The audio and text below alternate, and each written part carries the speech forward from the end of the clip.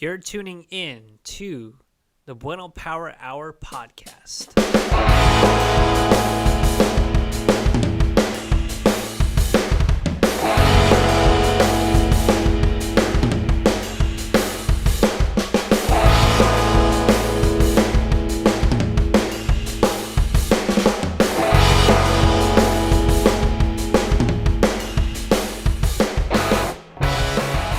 On this episode of the Bueno Power Hour podcast, I get to speak with Conrad Reeves. Conrad Reeves is a professional musician currently residing in LA.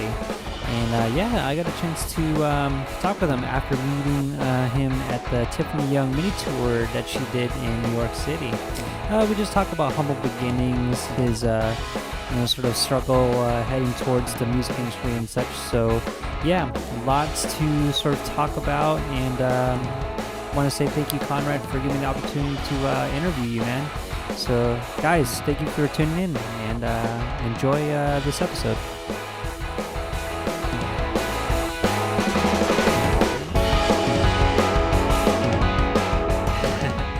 Hey, guys, welcome to another episode of the Bueno Power Hour podcast. I'm your host, Arthur Bueno, and I have here a man I've been following for quite a bit.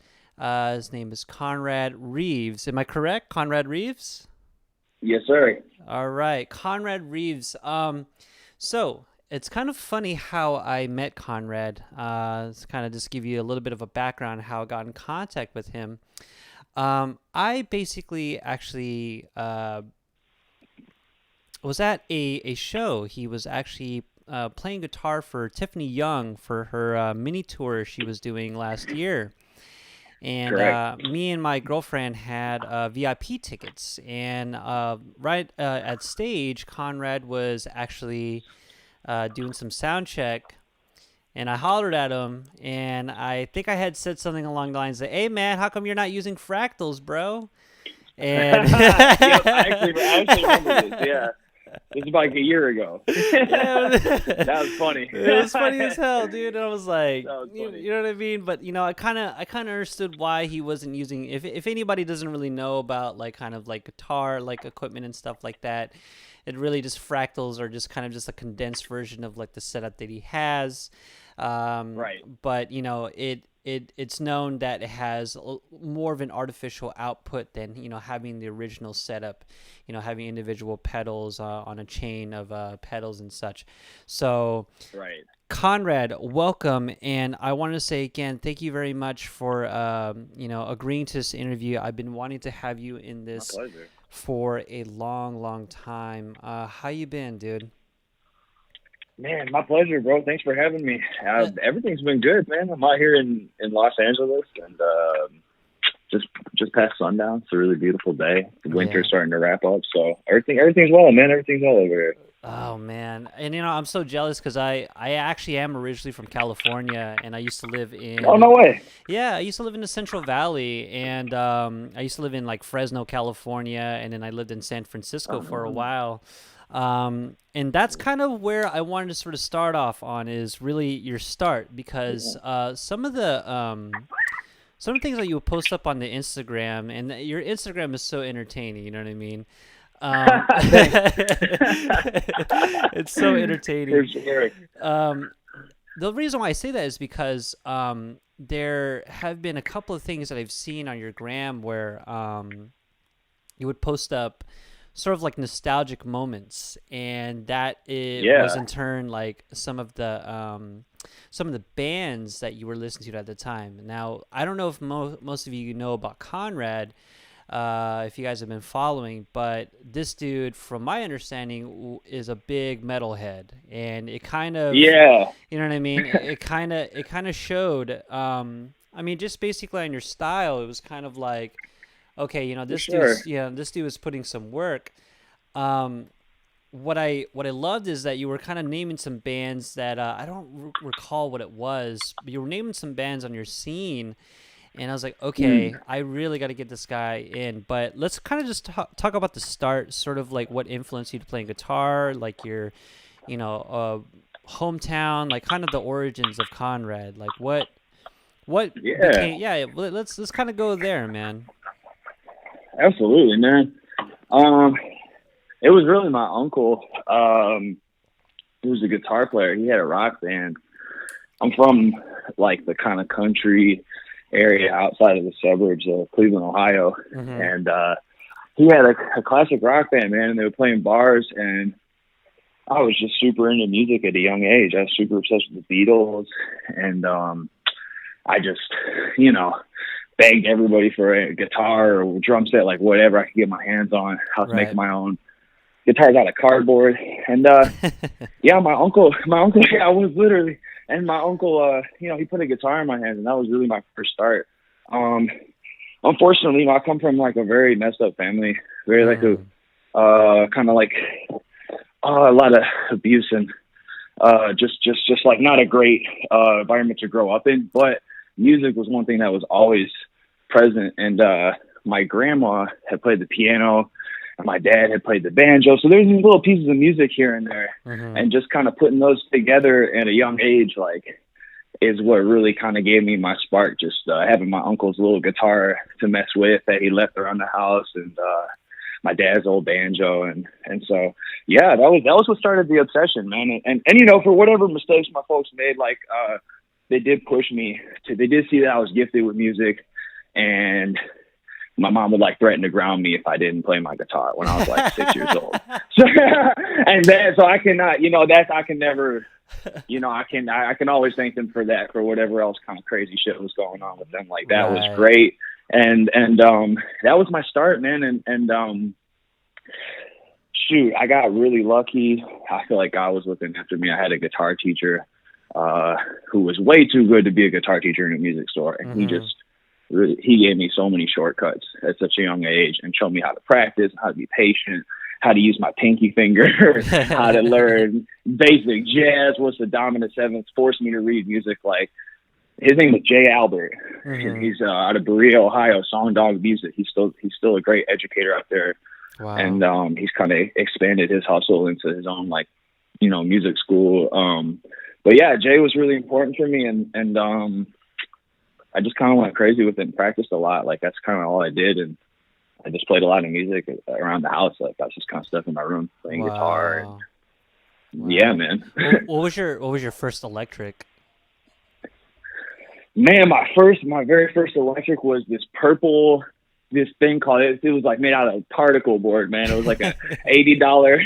It was a Jay Tercer guitar. I just begged my mom for it for years, and Yeah. I showed Yeah. her. I Yeah. showed her that I was dedicated. I stayed on my uncle had given me this nylon, this old school with the strings all high, and I showed my dedication that I loved it. And then so I got this Jay Tercer purple, and I proceeded to just play that through all my Mm-hmm. like garage basement punk bands at age Right. 13 and all that. Right. And it was cool, man. They had three pickups. They had a whammy bar. It was it was cool. It's somewhere. I don't know where it is now, but I don't have any contact with my family, like, but it's somewhere like in Ohio in a garage. Right. So Yeah. Yeah. Yeah. that was Yeah. my first. This is cool, man. Nobody's ever asked me this shit, so I Well, appreciate you. yeah. I Listen, mean, this I'd is. like to I'm. say No. No. This is because it's it's cool. it's it is it is important information because like the thing is that Conrad, like when I kind of look at your gram and I see like all the gospel stuff that you've been doing and stuff, which is really really like amazing stuff. And Thanks. but to be able to kind of like showcase some of your past is what sort of like got me kind of like, wow, like he kind of grew up in the way how I grew up, where we saw punk bands, we Mm, saw ska bands, we saw metal yeah, bands, you know what I'm saying? um all that, bro. all of that. And you're at a pretty interesting spot when it came to like hardcore and like metal. And Yes. you know what I mean? And so, for me, I guess when I was growing up, I kind of grew up with like a lot of those metal bands. Now you're talking to a kid who like loves emo, like he was part Me of the, too. you know what I'm saying? He was part of the indie math rock scene and stuff like that. He loved a lot of that, technical like crazy shit that, people didn't really understand, but if you were artsy enough to kind of grasp it, then like it didn't matter, you know what I mean? For sure. You know what I'm saying? what bands did you start off with? Like, let's just say, ask this. So, since Cleveland, Hmm. Ohio, I mean, it's one of the spots. It was, from my understanding, it was one of the spots that was pretty hot for local music, and It was. you know what I'm saying. Still is. You know, and that's kind of good to know because like where I used to be at, I don't think we really have that anymore. You know what I'm saying? But like, what Hmm. bands did you start off with? Like, I know you said punk bands, but was there like a band that you were in for about a Yeah. good like 3 to 4 years that like, you know, you can be like, man, I wish this like went somewhere or whatever. Yeah, totally, man. I started off like the foray into like metal music started like I was a straight rock fan, Mm-hmm. like right Mm-hmm. like after like around this time I was telling you I was just a kid playing in my bedroom. It was like all Jimi Hendrix and Led Zeppelin and Yeah, yeah, AC/DC yeah. The and standards. Metallica. Yeah. The standards, man. You know, we're like most guy, like you know, most kids who play guitar are gonna be into that to some degree when they're 8 or 9. Mm-hmm. Man, dang, who turned me on to punk, man? Who put me out? Let me think. It started off with like hardcore New York, like anti-government ska punk, like Choking Mm-hmm. Victim and Yeah, yeah. Leftover Crack. You remember these bands? Yeah, yeah, of Yeah. course, of course, of course, of course. And No Cash. You remember No Cash? Of That's course, the of name. course. I mean, Dude. I'm talking about like, we're talking about like Hate Breed and shit, Earth Crisis. Like, we're talking about like straight up vegan, straight edge, hardcore. Like, you know, Totally. Champion. You know what I mean? Like, you know, stuff like that. Like, I'm all about that shit, man. Like, when we talk about like Youth Crew hardcore, like, you know, Youth of Today and all that Mm. crazy shit. Like, I love that stuff, man. Like Cro-Mags, come on. You know what I mean? Yeah, shit was crazy, man. And that was, I guess, you know, that kind of, the like, golden era for that, I guess, was really a little before my time. I think Mm-hmm. that whole punk shit was, and like the whole crack rock steady, that was like the golden age seemed like it was in the 90s, Right, right, mid right. to late 90s. But then, you know, what happened was like somebody got me into those bands. And you know, we were the only ones in the school into those bands. It wasn't cool. It wasn't. We were listening to Op Ivy and shit. Like Right. it was crazy. We were just like the total like reject punk kids. But then started to kind of like hang out at those record shops and stuff. And I started to. I was not. I didn't identify with the music scenes because I wanted to be cool or something. Like I was like always coming at it from like music, you Right, know. right, So I right, wasn't right. really like the punk fans around me. So like a lot of them were just into it for the politics and like the vibes, and I get that. But I Mm-hmm. like the music, so I started to hear this. I think I went to like this rock band competition, man, and there was this band called Salt the Wound, and Mm. out of Cleveland, Ohio, and they were like straight. They played the kind of metal that I ended up loving the most, and still do to this day, which is like like post Meshuggah, still at the have kind of influenced by emo, like '06, but like brutal, Yeah. no melodic vocals, barely any synths, like Born of Osiris from like their first record, Oh, like that was like wow. so, and like Veil of Maya, those were the bands. You were asking what band was it back? Wow. Those were the big two, man. Veil of Maya, Wow. Born of Osiris, from like '07 to like '09, and it was like the albums they were putting out, and then so I was like, I don't know. I found out about that, and I wasn't really super like emotionally invested in the punk shit. And I was like, I started to get into emo. I just like what they had going on. I was into Right. also like besides being into I was into From First to Last, and that was like Skrillex before he was Skrillex. Like that Right. was my generation. That was me when I was 16. Like that was the shit, man. And like that whole emo, like there was just such a raw energy, man, in that music Yeah. that was coming out, Yeah. and just beautiful, man. And I think From Yeah. First to Last embodies that. The albums that have Sonny Moore singing the lead vocals, like that. Like if somebody wanted to know, like, what's the shit for you? What really made you feel how you felt when you were a teenager? It would be Veil of Maya, Born of Osiris, and like '06 From First to Last. Wow. Like that You're kind of talking some that's my vibe. classics, man. That's my vibe, man. And I take that now. Like I'm one of the only dudes that I know. I'm the only dude I know in the professional music circles that I like, one of the few dudes that I know that is really into that kind of music. And Right. it's not people's fault. It's just fringe interest. It's like being into jazz or being, you know what I mean? It's Right. just like you're not Right. going to know about it, but people like it when I show it to them. Like people from the church and stuff would appreciate Veil of Maya. They would appreciate Meshuggah. They'll Right. appreciate. So it's like, so when I go and play a gig, I kind of try to bring that aesthetic. Like I still draw from that '06 screamo kind of place. Like that's like I like to play with that intensity, no matter Yeah. what genre. That's really what it was, man. Like when I was kind of I mean, still affiliated with that style of music when like Thrice was around, Atreyu, Yeah, Rufio, like you know what I'm all saying, that. like all that shit, man. Like that's just It was like bomb. that was like emotional punk to me, man. You know what I'm saying? Like It that, was. you don't know. And then it's just like it was fast, it was heavy, it was dark, it had so much emotion to it. There was a, it wasn't so much like, I don't know, how do I explain it? Like I loved punk, but sometimes punk was a little too like it was too poppy sounding or it was too bright Yeah, sounding, you know what I'm saying? Like I love like the voice, the chord voicings that they used, in like emo bands that, I was affiliated yeah. with, you know what I'm saying? And They went that's a little further in with the harmony than punk did, and that's I exactly got what it bored of is. like the Ramones will always be classics, but it's like it's straight power chords. Whereas like Right.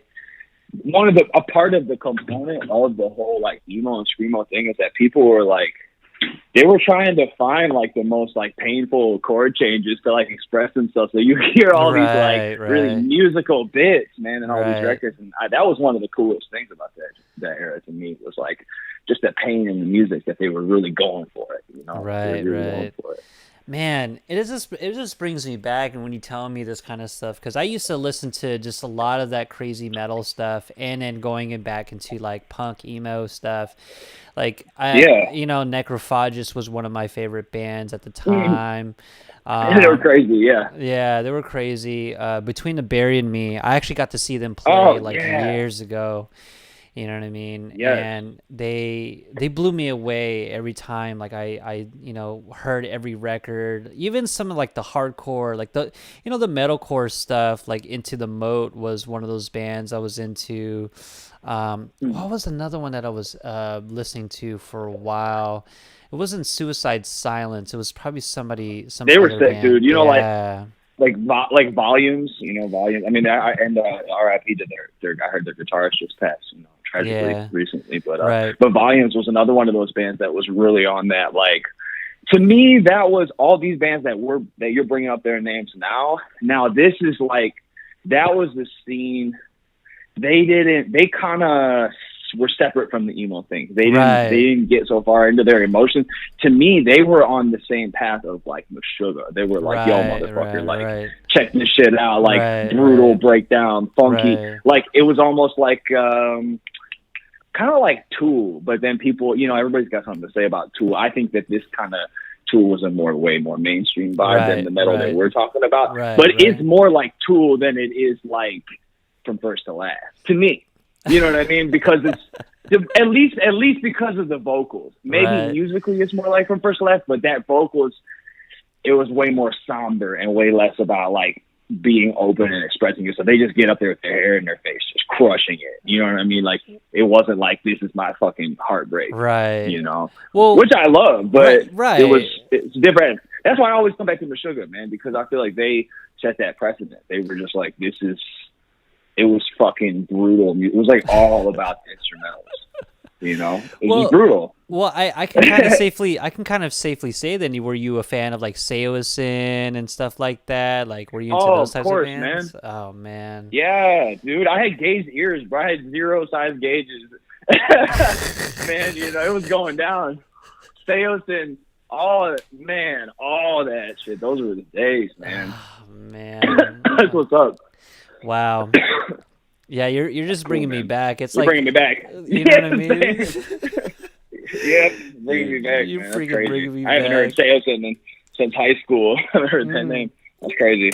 Well, yeah, I mean, like there was again, like most of these bands that were out, and I see that with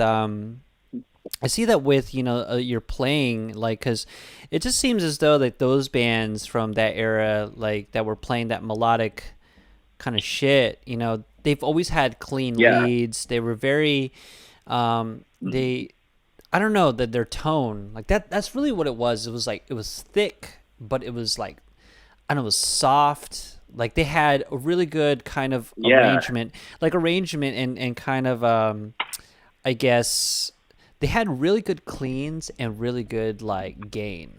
Like that's probably what totally. you know what I'm saying. That kind of what really like drew me into those types of bands, especially for Thrice, because I used to skate a lot and I used to Yeah. listen to Thrice like all the time, you know, while I skated, All the and skaters love Thrice. That's funny. That that's what was I'm like the skater saying, band. man.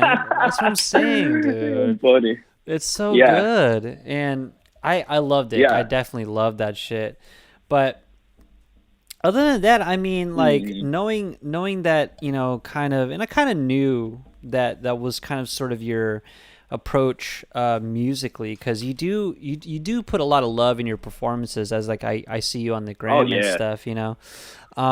But what kind of like sort of got you into I guess I guess other styles of music, and maybe kind of getting you in Los Angeles, like got you to sort of like start out playing music with, you know, these acts that you're currently working with. For sure, man. It was kind of a circuitous route, man. What happened was I was into all this punk emo stuff, and then but like I had always liked jazz in the back of my head, and Mm-hmm. my dad was a jazz fan. Like he had friends who had turned him on to jazz, and so we were listening to like Weather Report and stuff randomly, like throughout my Yeah. childhood. Yep. Miles Davis, Mm-hmm. yeah. And like I said, through all the messed up stuff going on in my household, there was always like music was always like floating around for Mm-hmm. whatever reason in my family. Mm-hmm. So all this jazz was going on. So around like beginning of high school, I made a few friends who were like jazz kids. Like as you know, there's always like musicians in any high school who's like actually really into jazz. They're the Right. kids who's Right. in the band rooms, you know. And Right. so yeah, and then I had I was telling you about that really good guitar teacher I had, and he had kind of like started me on like the beginning like tidbits of jazz. And so I met some kids, and I really liked what they were doing, man. And it just I was like, Mm-hmm. this is fucking cool, man. Like, I want to, practice and hang out with these guys. They were cool, Mm-hmm. and so I kind of just dipped out of the punk and like I had a punk band. We had, at our high school, kids would wear our t-shirts at our high school. We Mm-hmm. played a live set on the radio, Mm-hmm. Cleveland, CSU radio, and I was like 14. We were called Spontaneous Combustion. We were serious, we played Right. shows. Right. We had an EP. We recorded it to like a Tascam tape machine, and then I like burned it to CDs. And Yeah. so anyway, so I found out about jazz and I quit all that. I just dipped. They were pissed at me, Wow. but my friend who I started the band with understood. He understood, and I'm still cool with those guys to this day. But anyway, so I started just like going crazy with jazz, and there was like randomly this really amazing community college in Cleveland, Ohio called Tri-C, and they had like some kind of funding for the arts, and they had like an auditorium, and they were bringing in kids from the Cleveland City schools who were promising musicians and having this like kind of after school program for the kids.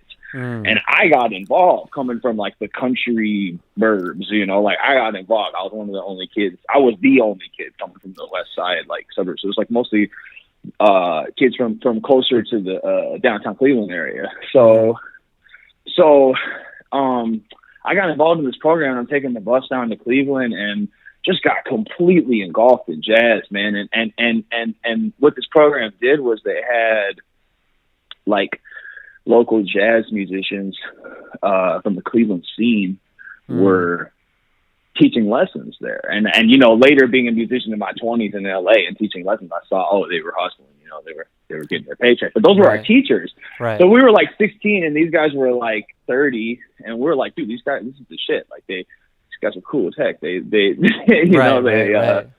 they're professional musicians. So I was like, yeah, I'm just going to do that. I didn't have any plans to leave Ohio, or like, I was just cool. I want to be a jazz guy. And so I just started going that route, and then I started getting gigs like around age 16, 17, and I worked a lot of day jobs.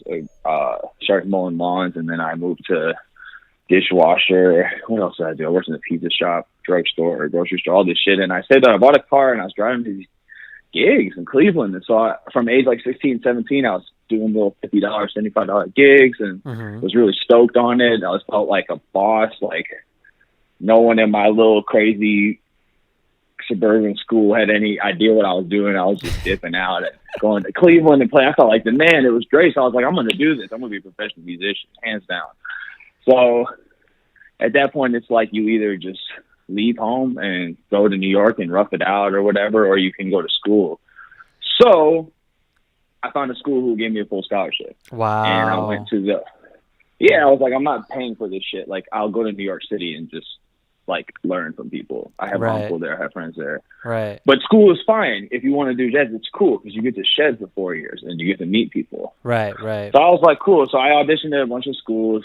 And then this one, Oberlin Conservatory in Ohio, offered me a full scholarship, along with a couple of my friends from the high school program from Cleveland. Wow. And, so we all went in there together.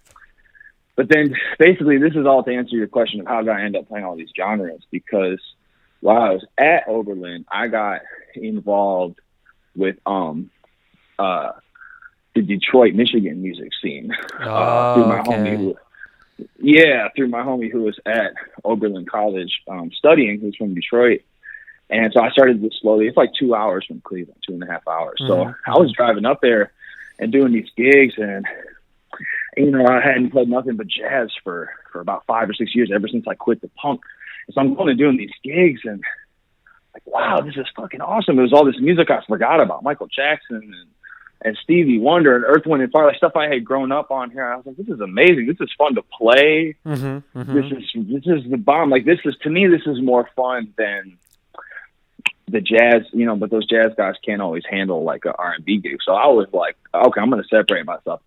I'm going to go out and just maybe get a pop gig or R&B gig. There's way more money here than jazz. Like, but there's this big stigma in jazz of like, they literally sit around and like make fun of like mainstream music. It's ridiculous. I don't understand what the problem is. I still love jazz to this day. I have friends in jazz music who play both sides of the thing, but there's kind of this like purist movement that's happening.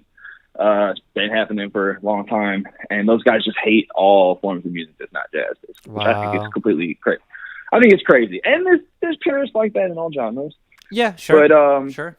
Anyway, so I just completely took a left turn. I finished school, just completely did not give a shit about the curriculum. I was like just going out to Detroit, trying to hustle, trying to meet people, and so I moved to Detroit after a year living in India. Actually, it's a whole another story. I was teaching students out there, and I was living and work. Yeah, so went to Detroit, man, increased my skills. I ended up working with Faith Evans and the Sheards, Kiera Sheards. That was like one of my first serious gigs, and my girl encouraged me to move to LA, and we moved together, and I knew that it would be like a next level for like the pop and R&B and gospel gigs I was playing, and it was. And I came to LA and found myself doing stuff like Tiffany Young's tour, like a year and a half into it, and it was a blessing, man. It's like I never would have got on. I would have never even thought that I could play for Tiffany Young if I hadn't really moved to Cali, because there's so much opportunities here. So it was a great move. That's what I'm saying, man. Like when I saw some of your gram, and I was like, okay, so his like first gigs, with like Faith Evans, like, kind of going, and you were playing with LL Cool J for a while. Is that what I'm understanding, or are you still with him? Not LL Cool. I think you might be thinking of my friend's Instagram. His name is LJ. Okay. So he uses like it's just an Instagram handle where it has LL Cool J. But I did play with a number of.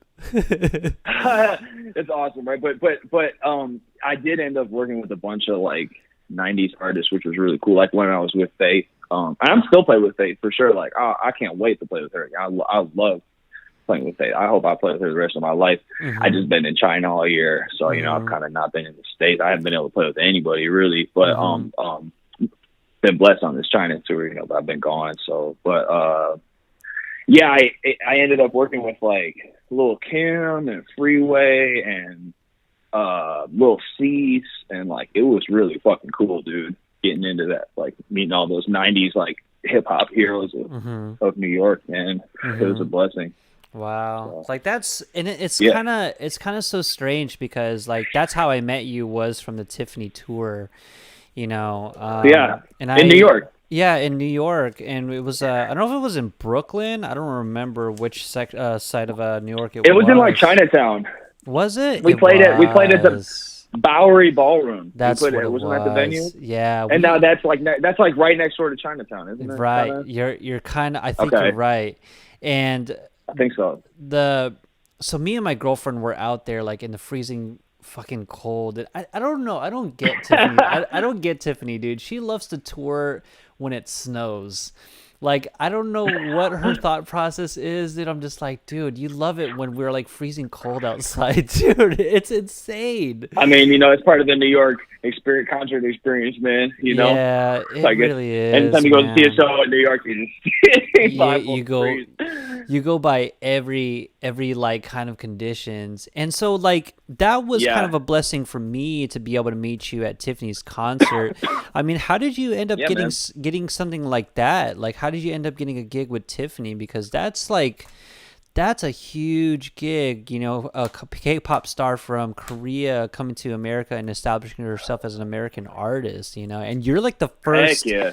you're the first to like actually, contribute to that part of that, a part of her career on that, dude. You should be really proud of yourself, man. Damn, dude. Oh, thank you, man. I feel really blessed to be able to say that, man. Thank you. You know what I mean? And But it was so cool. She's so dope, and like she's so fucking awesome. Just such a great man, person, and so yeah. cool. And it was really cool. Like it's really cool to be involved with that, man. And to play those songs, like her records, to be able to interpret her records live. Those records had a lot of guitars in them. So to be able to, like, before I went out on tour, to like really dig into her tracks and like figure out how I was gonna map that out live with my pedals and what would be Mhm. different and what would be Mhm. the same. And it was just fun, man. And she's a great performer, and so the whole thing was a great experience. It was really Wow. cool. So did that lead up to kind Yeah. of like you being able to like perform with JJ Lin too? Because man, you were so busy last year. It was awesome. It was busy, man. Yeah, no, those were actually separate endeavors, man. That was just, but it was all to say that all this is a result of me, just like being active and really just going for. I mean, if I hadn't got in my car and moved from Ohio and Michigan to LA in 2017, then I wouldn't be blessed to work with any of these people, man. So like I always say Wow. that, like, those are definitely separate endeavors. Like, I know I linked up with JJ and Tiffany, through different people, different camps, but it's all one. It's just, this is a result of it's just blessings of just going around and networking, and I just got lucky to meet some great people, and Mm-hmm. but it wouldn't have happened if I hadn't. I think that moving to a place like LA with so much opportunities is it's just great for any musician, man. Because, Right. Right. like I said, this would never have happened just sitting in Cleveland, Ohio. It's like, no, it's not possible. Like, it's possible to do something major in Cleveland, Ohio, for sure. Don't get me Yeah. wrong, but as a guitar player like me, what I do is very special to be here, and I feel honored to like study that lineage of like LA studio guitarists and like the great people who came before me. Like, I really, for real, really, like, not just saying that, like, those people inspired my tone and like how I play. Yeah, and So and your approach like is so positive too. You know what I mean? It's almost like thanks, it's man. you know what I'm saying? Like I don't know if you understand this like like you're real as fuck, you know what I mean? I get like on some of the things that you kind of deal with, like some of your exercise moments, like, man, I fucking hate working out kind of shit, you know what I mean? Yeah, I'm yeah. like, dude, this dude's so fucking real right now, bro. Like, I cannot Oh fucking man, believe that's that funny. shit. And you know what I I mean? forgot. I'm just like, dude, like he's talking my fucking language, because like I'll be watching that, right? Because like, you know, I haven't watched your like shit, and I'll be on the fucking same Mm. treadmill and shit, dude. I'm like, dude, man, fuck this, dude. I don't want to fucking do this right now. I'm gonna go. You know what I'm saying? You know, I just want to go home and Right, fucking just eat and shit and just get all fat and, you know, be right. lazy. You know what I'm saying? But it's the thing is that like Totally. your attitude and your approach on everything is like positive, and that's like that's so like, you know, people like pick up on that, you know what I mean? And that's probably why like you're getting all these opportunities, because it's like you got the hustle, you work your ass off, you're not really complaining, you're just doing what you need to do to get from A to B to C to D, straight up, you know what I'm Man, saying? I That, appreciate that, bro. I you know what I'm appreciate saying? that. That's straight up, you know what I mean? And Thanks, man. are you gonna be playing with Tiffany and JJ Lin again sometime this year, or is that something that was kind of like a one time deal? Man, yeah, she'll be back soon. Like, I don't, I can't really speak on what their schedule, is or whatever. But like, I would say from what I can say personally, those are artists that I hope to work with, man, till I can, for the rest of my life, man. As long as I can play guitar, Right, I love those guys exactly. a lot. So Absolutely. I'm sure, yeah. Like, I'm sure there'll be more. And I ran into Tiffany at JJ's show in Singapore. That was so cool. And Yeah. yeah, like I love those guys, man. I'm sure there will be more, and I just yeah, it's been really, really cool. It was a really cool 2019, man. Kicking it off with her Yeah. and then going to JJ, it was like really cool stuff, man. Like really Dude, blessed you really popped off, bro. I'm telling you, man. You really did. And thank you, man. which brings me to this question, and this is kind of the thing that I've been wanting to kind of know for a while. Yeah.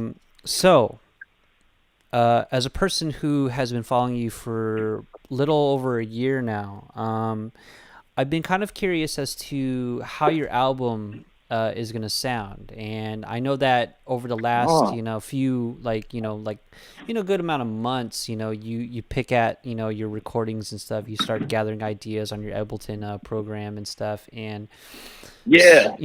is there kind of something that you're sort of approaching on this record from all the experience that you've had over the last like 4 years? Because now that I know that Yeah. now that I know you, obviously I knew you played metal, you played punk, you played jazz, but because of what you've been doing over the last, so many years, it's sort of as if like Hmm. you've kind of grown into something that, not necessarily like mixes all that, but you're kind of doing your own thing and trying to like sort of find sort of like a sweet spot in all those experiences that you have. Like, is it going to be all instrumental? Are you going to have features? Like, what's going on with the new record that's coming out? Oh, that's cool, man. I'm glad that you caught all that. That's what's up, bro. Because it's definitely gonna be a combination of all that, of all those influences, or like, Mm-hmm. and I think that sometimes that you get influenced by stuff in a very, um, what's the word? In a sort of roundabout way, Mm-hmm. like I feel extremely influenced by, like Motown music, and like I lived in Detroit for 4 years, Yeah, and yeah. but like none of my songs are really like that's just a random example of something that I'm influenced by, but you might not like. I don't know if anybody would really ever say Motown just if they just listened to one of my songs and didn't know anything about me, but it influenced the way I approach, man, the way I hit, the way I play the Oh, instrument, and okay. just Are the you kind of funkiness that I want my records to have. Like, so I would say, right? yeah, I'm influenced by everything you name. There's an influence in my music, whether it's obvious to the blind listener or not. It's Mm, there, right, for right. sure. Well, I kind of From see that. Detroit to Yeah, I kind of yeah, see. Sorry to cut you off. I kind of see that, no, sort of the idea, because there is a sort of a structure in Motown music where like you got the hook, you got the verse, you got the chorus. But even in yeah, between those kinds of things, there's always something a little bit different. It can be key changes, certain like, I guess a velocity of volume with like, certain like, parts. I don't know. Like, I mean, I'm trying to write, like, I'm trying to finish my like little EP that I'm doing, which I'll hopefully send you out this coming like end of the year. and Yeah, you know what I'm please do. saying? Yeah, and like um and so like when I hear you play, like there's so much control, and I think that's what the one thing I loved about Motown, like style, is that they've always had like precision and control, whether if it's an instrumentation, volume, melody, vocal harmony, Hmm. like all these kinds of things. So I'm kind of like really excited to kind of know, like especially with like a 2019 that was so huge for you. Like being able to kind of create like a body of work that you can say, yeah, this is the music that I've been like, wanting to like release for a while. I mean, is it going to be all purely instrumental, or are you going to have, your, your girl kind of like sing on over some tracks? Like, what should we expect on that? Oh man, I mean, I'm singing on all of it, like all the songs. Yes, yes, yes. Yeah, and that's been it's been a challenge for me, man. Like, to not a challenge, but it's been like basically I'm super comfortable as a guitarist and a Of producer. I've course, been of doing it so course, long, of and course. then I've just kind of started writing. Well, no, I've been writing my own songs my whole life, but I just got serious about like recording my own songs. So I've spent a lot of time in the past 2 years just like singing my songs and working on my voice. So it kind of evolved from at first I was just gonna my whole idea of being an artist started with me wanting to be like a house artist, to have like to make remixes and like DJ sets. Like I had Right. no intentions of singing, but then my girl, who is an incredible artist named Chechi Sarai. Anybody listening to this, make sure you check her out at Chechi Sarai. She's Absolutely. up next. She's fucking amazing. And so she was like, I met her and she was like, man, you got a nice voice. Like, you ever try to just like, record some songs that you wrote? Like, because I was already trying to be an artist with like, I was trying to be like, do like a dubstep thing. And I had a couple little things. I remixed some people's songs and put out some stuff on SoundCloud in like Right. 2014, 15. I never sang on, I don't even know if that stuff is still online, but, so yeah, so I set it up out the process of just like singing every day, man, and being on, just like a vocal shed regimen. And so to answer your question, yeah, it's going to be me singing on every song. Definitely going to feature a lot of like the people that I love and that are close to me and Mm-hmm. whose skills I admire. Like, I'll definitely have my girl sing on something. I'll probably sing a song that she wrote. I'll definitely have my bro LJ play the bass and the Mm-hmm. keyboard. Mm-hmm. I'll definitely have, there's just some key people, but the vast majority of the music is it's just my concept is kind of like I love trios. I love the Jimi Hendrix trio. I love Right. Nirvana. Right. I love that's always been like my uh hello. Yeah. Yeah. Oh, sorry. I thought Yeah. Yeah. okay. Yeah. That's I'm always here. been my motto musically. So kind of yeah. Okay. Cool. Cool. So it's like me. It's like the guitar, the bass for me is like some 808s, and then I'm really into drum programming in Ableton. It's Mm-hmm. something that I really like took Mm-hmm. seriously and learned.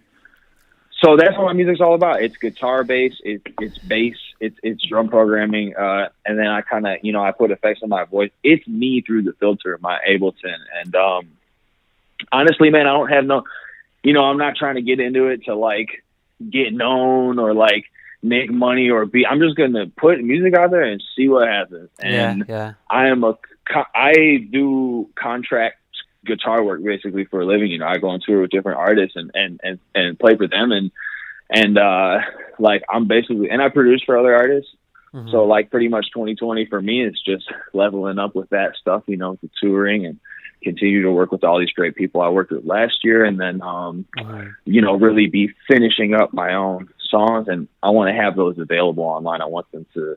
I'm hoping that by my birthday in April, man, I'm gonna have 2 songs up for you guys, and I just did my first show a couple weeks ago, so that was Mm-hmm. really cool, man. Mm-hmm. So it's all coming together. It's all coming together. Man, you're having such a great start, man. It's so Thank you. cool to kind of like hear all this stuff. Now, we're Thanks, gonna man. get a little geeky, man, towards the end of this episode. Sure, So, please, dr- please. drum programming. What kind of software are you using? I keep it pretty simple, man. I set up what I did is I've just been collecting drum kits for years. You know, obviously, like since I started producing, I'm a self-taught producer. But I've just been collecting drum kits on hard drives and stuff, kits you buy off of whatever plug-in boutique or producer's choice, whatever drum kits. So I don't use a VST for my drum programming. What I did is okay. in Ableton, you can do this thing where you use a drum rack and an instrument rack together. It's like an instrument rack inside of a drum rack. And then you use a macro knob to scroll through as many, 150 snares. So I spent a bunch of time going through all these kits, and I just saved all my favorite drums that I loved. Yeah. And then I spent another day programming Ableton itself so that I could just flip through all my favorite snares and kicks. And so pretty much, Ableton drum rack plus instrument rack plus my favorite MP3s and waves of my favorite sounds is how I do for drum programming. And then I just do it straight in MIDI, and then I kind of like to record percussions on the iPhone and with the condenser mic and stuff, and just like layer it up and pan it and reverb and EQ and yeah. But the core of the drum programming is my favorite drum sounds. I love some of the kits I love are the decap drums that knock. That's one of the best drum kits of all fucking time, dude. Everybody go check that out. The classic what's that guy's name? That classic trap kit that everybody uses, man. Damn, killing producer. Don't remember. It wasn't Zaytoven, man. Damn, cardiac, okay. The cardiac kit, dude. Everybody, like, I've got some, like, I'm taking a lot of my drum sounds from some really obvious sources. Like, these are the same kits that everybody had, but using drum rack and instrument rack together has allowed me to access them in a way that allows me to think musically and not worry about clicking, but really worry about making the drums pop and fit the song that I'm producing. Man, so you're kind of in that kind of other shit when it comes to I guess drum programming, because for me, I use Addictive Drums, and so I have to kind of make I almost have to make my kit by scratch, and sort of like figure out like the frequency of like how high I want my snare to hit, and if it's like on a really heavy hit, like do I want it to snap this hard or like snap this less and stuff like that. And man, that's an interesting, and I've been wanting to kind of get into Ableton, because Ableton just seems like a little bit more of a organized program. And by the way, what guitars are you going to be using for the record? Are you going to be using the Gibsons that you've been using for the tours and stuff? Hell yeah, man. Gibson all day. That's like pretty much like all Gibson. And I'm going to modify. I right now I got my Les Paul. I got my 345. I got my Hummingbird. I'm about to pick up something new for the next run of JJ's tour. I'm going to pick up maybe like, I want to see if I can get one of those Johnny A's, man, the semi-hollow. Yeah. Or maybe those are sweet, or maybe another SG. But that guitar, I'm about to pick up something for the next tour that I go on, and I'm about to swap out the pickups a little bit. And I think I want to wire the volume knobs together so I could use them live a little bit easier, instead of having have the same volume knob for both pickups. Right. Because I switch pickups a lot. That's what I'm saying. Like it's kind of like, like say like you're at the rhythm position, right? But you don't know if your treble position is like down, like a volume down, and then you go to the treble position, you're playing, you're like, oh, is my guitar messed up? And then like, I'm a Les Paul player too. Exactly. So like I kind of know the struggle with that, you know what I mean? And like, and working at Guitar Center again for like the last year, I'm kind of like seeing some of these new models coming in. Yeah, like a lot of these Gibson Les Pauls, like you have to really spend about maybe a good $4,000 to $5,000 to get like one that doesn't have a twisted neck, or like, you know what I'm saying? Like it just like sometimes like some of the production on some of these guitars are just like starting to look like garbage. and I'm just like, it's disappointing. But I've always been a Les Paul player. I don't know what it is about it. I don't know. I love Fenders as well. Like I'm in between both like brands, but I don't know what it is. Maybe it's because when, especially with our tone, because I know that you like using the Boss SD1, right? Is that one of your favorite like overdrive pedals? Vox. I know I don't have any Vox overdrive pedals. Is it? Are you thinking? What color is it? Are you The thinking of? yellow It might be one? something else on my board. You know that I recently picked up a Boss Super Overdrive. That's the one. Yes, yes. Yeah, I just got that recently, but man, I really love it, and it was only $50. It's not even the modded Wazacraft version or Yeah, whatever, or the right. Analog Man one, Yeah. which I'm sure are amazing. But dude, it's really, really tasty right out the box for $50 from That's what I Boss. mean. So Like, I don't know why people. I yeah, guess that if they're looking for a boost with like kind of like a mid gain like kind of amplifier, and they want to like boost it for solos, that's fine. But Mhm.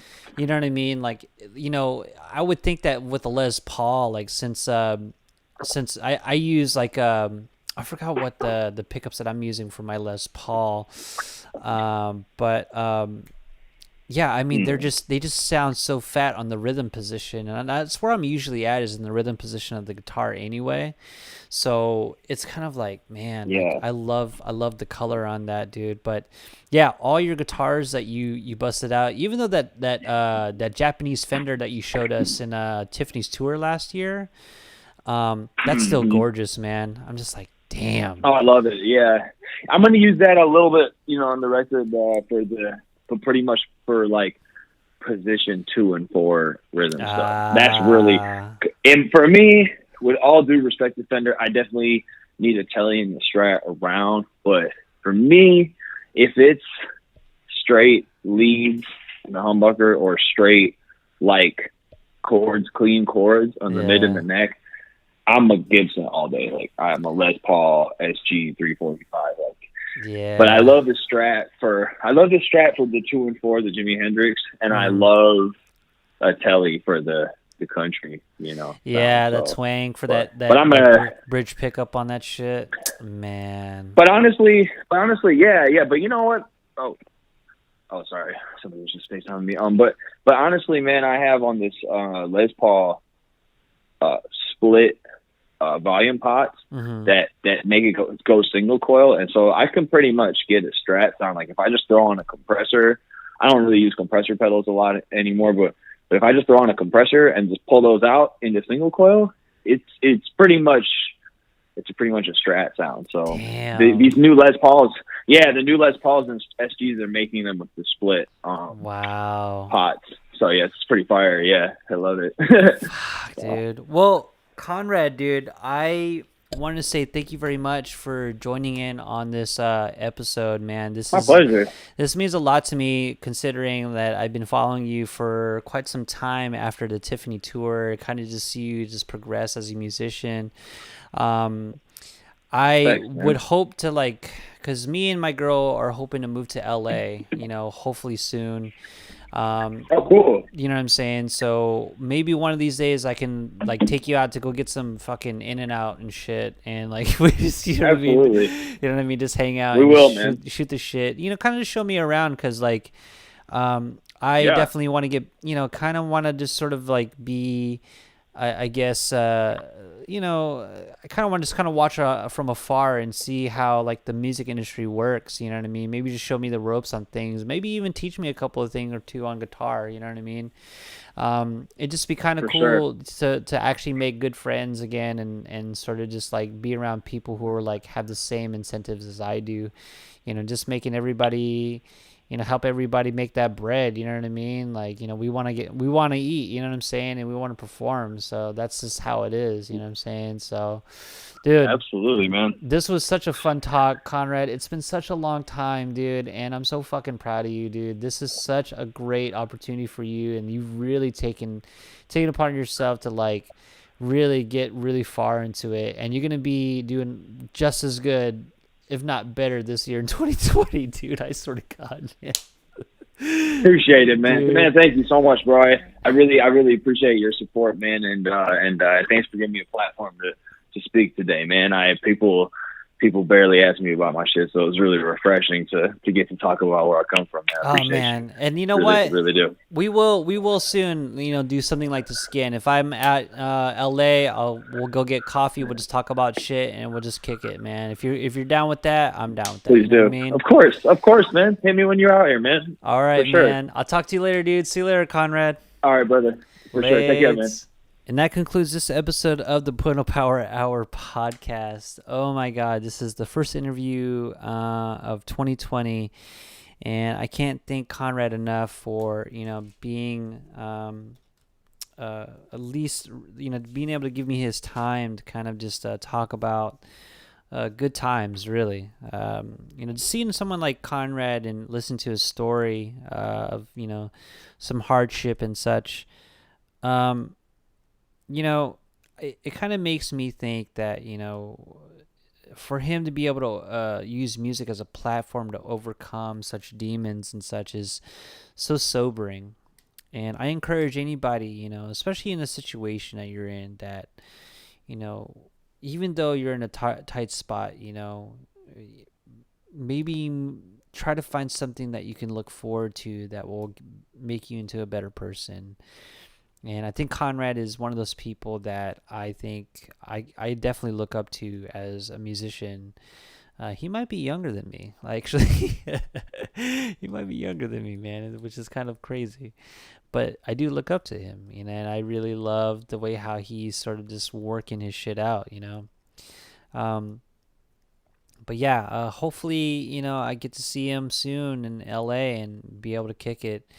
Maybe be able to kind of like meet, his musicians friends, maybe even be able to meet JJ Lin and Tiffany Young, and, be able to kind of be involved in that industry, and just watch it from afar, be a spectator on this. Conrad, thank you very much, man. And this is it, dude. This is the rest of your life. And I'm glad that you're really pushing to get your stuff out there. You know what I'm saying?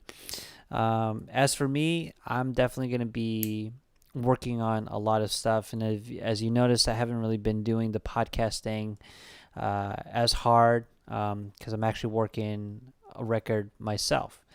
So hopefully when you guys listen to this, it gives you kind of some encouragement to go out there and make music, make art, make something, out of yourself. But guys, thank you very much for tuning in. If you like this episode, go ahead and hit that like button. And if you want episodes like this, just go ahead and hit that subscribe button. I don't really have a schedule for these podcasts as of now, but hopefully I'll be able to get that kind of going. Yeah, guys, thank you for tuning in, and I shall see you in the next episode. Peace.